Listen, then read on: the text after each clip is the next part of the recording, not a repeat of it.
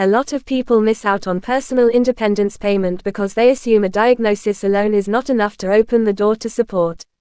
In reality, there are 178 physical and mental health conditions listed in the DWP guidance that may be linked to a claim, and the benefit is there for people whose condition makes everyday life or getting around more difficult. But the key point is that PIP is not awarded simply because a condition appears on a list. What matters most is how that condition affects daily living and mobility in practice. The payment is designed for people aged 16 or over who have a long-term physical or mental health condition or disability, have difficulty with certain everyday tasks or getting around, and expect those difficulties to last for at least 12 months from when they started. New claims usually have to be made before reaching state pension age, although there are limited exceptions. PIP is also not means tested and is tax-free, so having savings, being in work, or receiving other benefits does not automatically rule someone out.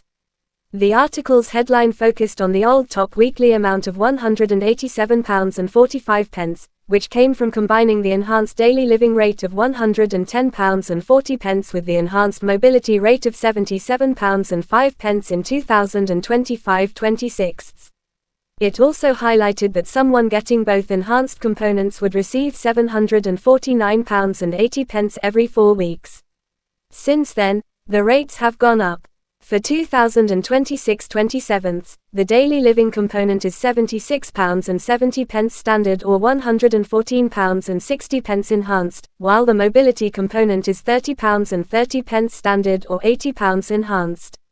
That means the current maximum combined weekly amount is now £194.60, not £187.45.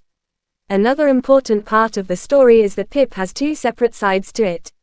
One part looks at help needed with things like preparing food, washing, dressing, communicating and managing everyday life. The other looks at mobility, including problems with planning journeys or physically moving around.